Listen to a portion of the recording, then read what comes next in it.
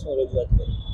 મારું નામ હરીશ રાવત છે, મિશન માતૃભૂમિના રાષ્ટ્રીય અધ્યક્ષ છું અને છેલ્લા 1.5 વર્ષથી અમે ગૌચર જમીનની લડાઈ લડી રહ્યા છીએ અને અલગ અલગ તમામ ધારાસભ્યોને, જિલ્લા કલેક્ટરોને, 33 જિલ્લા કલેક્ટર, જિલ્લા વિકાસ અધિકારીઓ, તમામ મામલતદારોને, સાથે સાથે સ્થાનિક તંત્રોને તમામને ધ્યાન દોર્યા પછી પણ કોઈ ગૌચર જમીનની કાર્યવાહીમાં અસરકારક કાર્યવાહી થઈ નથી.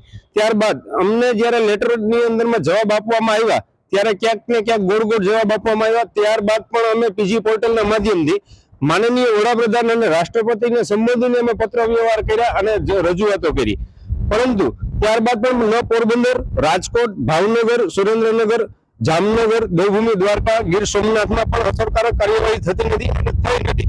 એટલે ક્યાંક ને ક્યાંક અસંતોષ છે. સાથે સાથે હાઈકોર્ટ ઉપર અમે સવાલ ઉઠાવીએ છીએ કે જ્યારે આપણા પશુધનને રોડ ઉપર રખડતા હતા ત્યારે હાઈકોર્ટે પણ ટકોર કરી હતી કે આને કાર્યવાહી કરવામાં આવે, પરંતુ હાઈકોર્ટે પણ એ નોંધ ન લીધી કે ગૌચર જમીનની કાર્યવાહી થતી નથી, બરોબર. અને તાત્કાલિક ધોરણે માનનીય જે પૂર્વ ઉપમુખ્યમંત્રી ઉપર આખલાએ જ્યારે હુમલો કર્યો તો તાત્કાલિક ધોરણે હાઈકોર્ટ જાગૃત થઈ, તો ગૌચર જમીન બાબતની અંદરમાં પણ હાઈકોર્ટ કેમ જાગૃત થતી નથી, એ પણ અમારો મોટો સવાલ છે.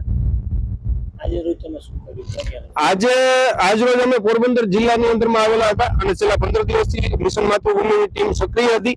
ત્યારબાદ અમે જિલ્લા કલેક્ટર સાહેબને રજૂઆત કરી છે અને આવેદનપત્ર આપવામાં આવ્યું છે કે ગુજરાત, સમગ્ર ગુજરાતની સાથે સાથે પોરબંદર જિલ્લાની ગૌચર જમીન ઉપર જે દબાણો છે તાત્કાલિક ધોરણે દૂર કરવામાં આવે. સાથોસાથ આ મારફત અમે માનનીય વડાપ્રધાનને, ફરી એક વખત ગૃહમંત્રીને, મુખ્યમંત્રીશ્રીને પણ કલેક્ટર મારફત અમે આવેદન આપ્યું છે કે જેથી અસરકારક કાર્યવાહી કરી અને જે પશુધનનું જે હકની જે જમીન છે એને પાછી પરત કરવામાં આવે.